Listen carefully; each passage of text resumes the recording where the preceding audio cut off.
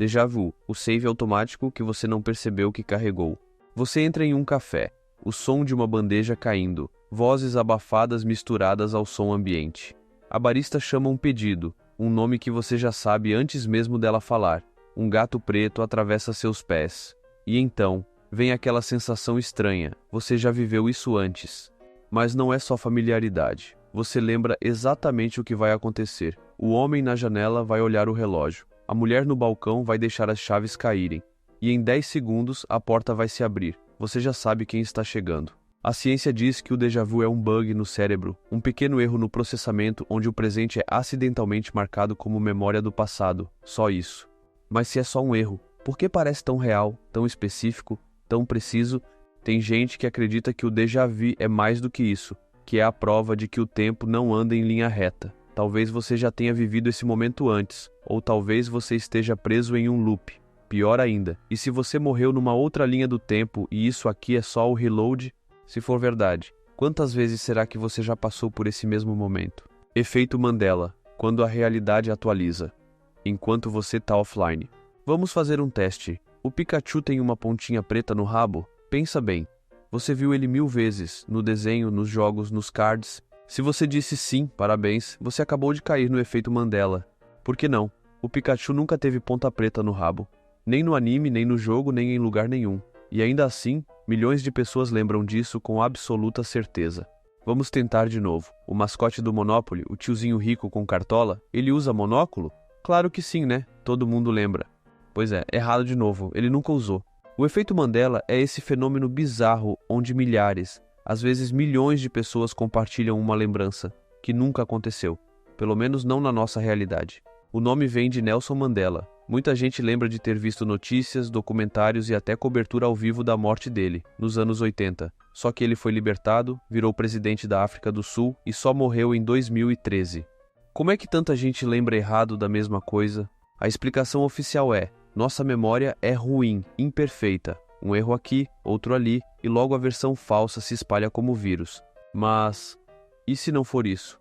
E se a história realmente mudou? Pequenos patches aplicados na realidade, como se alguém estivesse atualizando o sistema, corrigindo, alterando, sobrescrevendo o passado.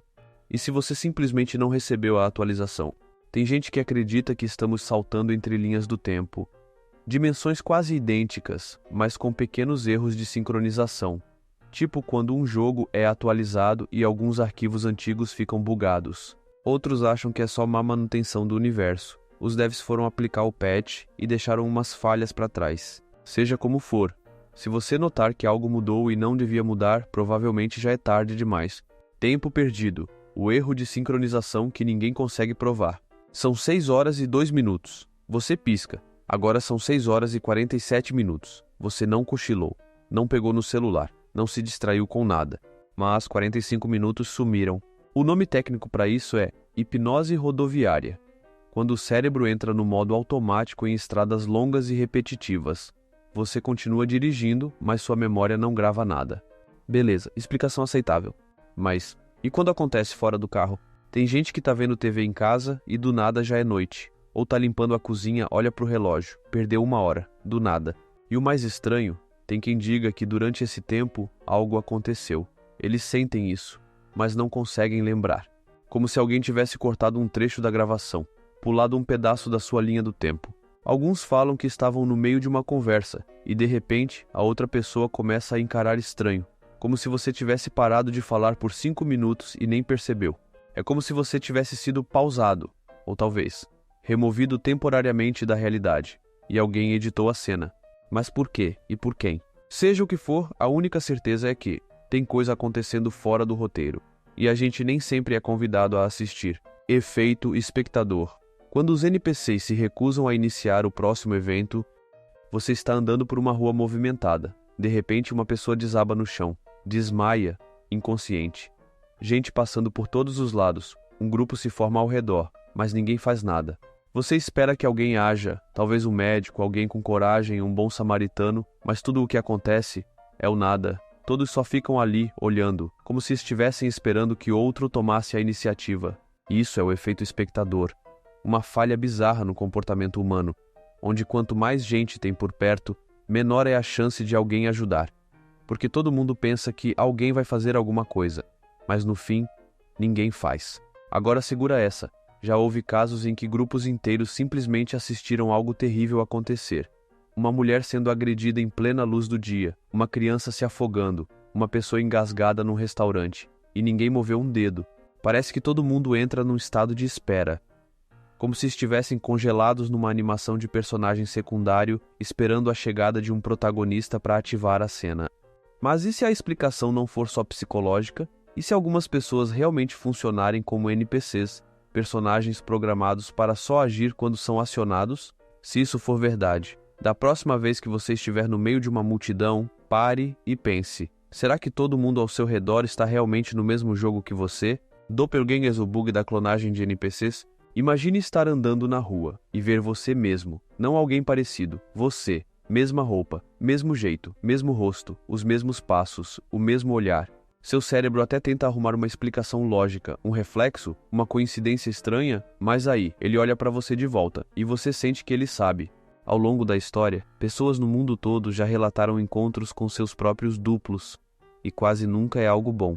Um dos casos mais famosos foi o de Abraham Lincoln. Dias antes de ser assassinado, ele disse ter visto duas versões de si mesmo refletidas no espelho, uma normal, a outra, pálida como um fantasma. A esposa dele disse que aquilo era um presságio. E bom, todos sabemos o que aconteceu depois.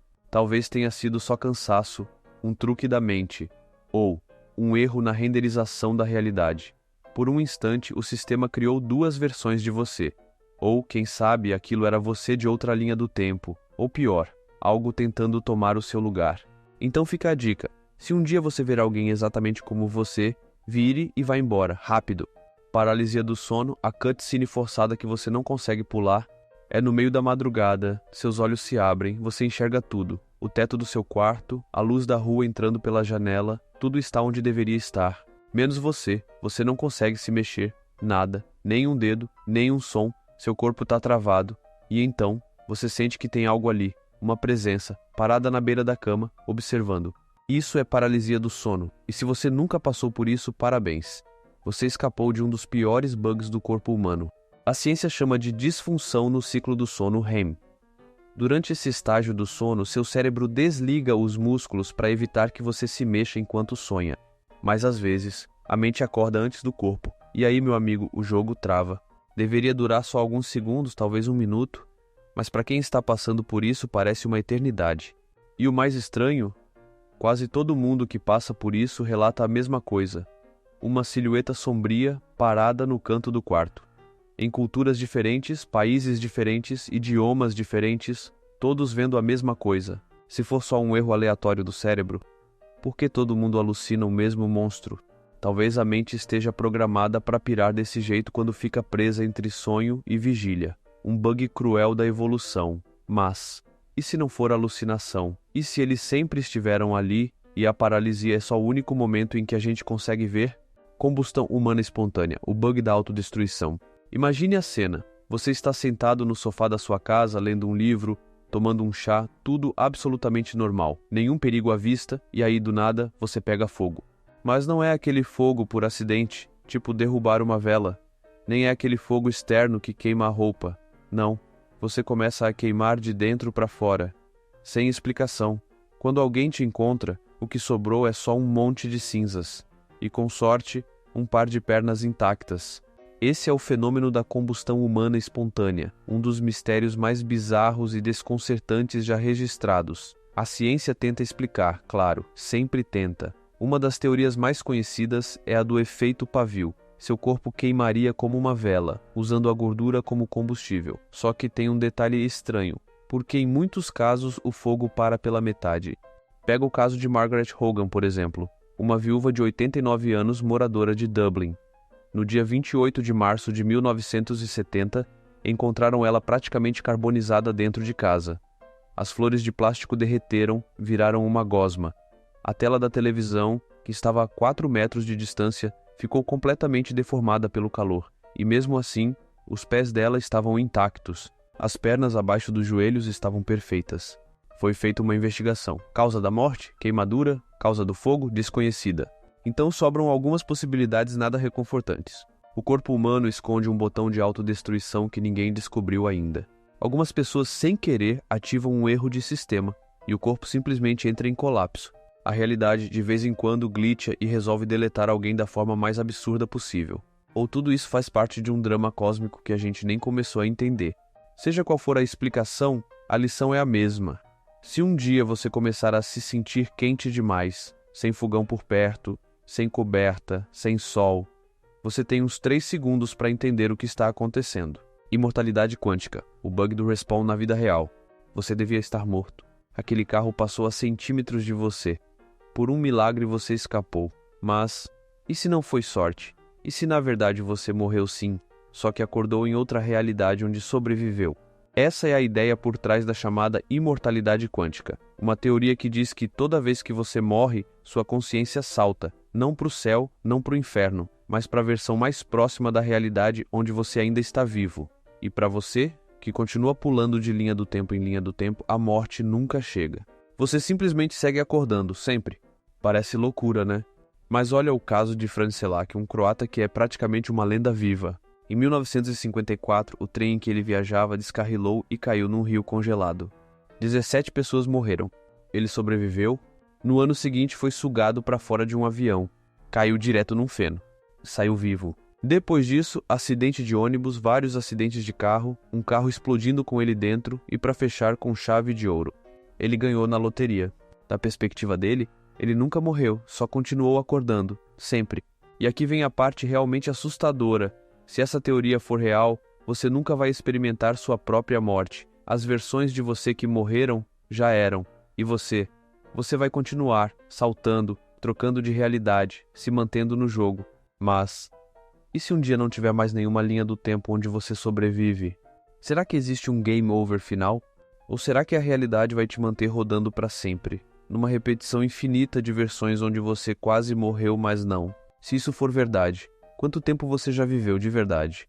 Estou coletando doações em forma de inscritos para conseguir continuar fazendo os próximos vídeos. Se você já é inscrito, obrigado e até a próxima!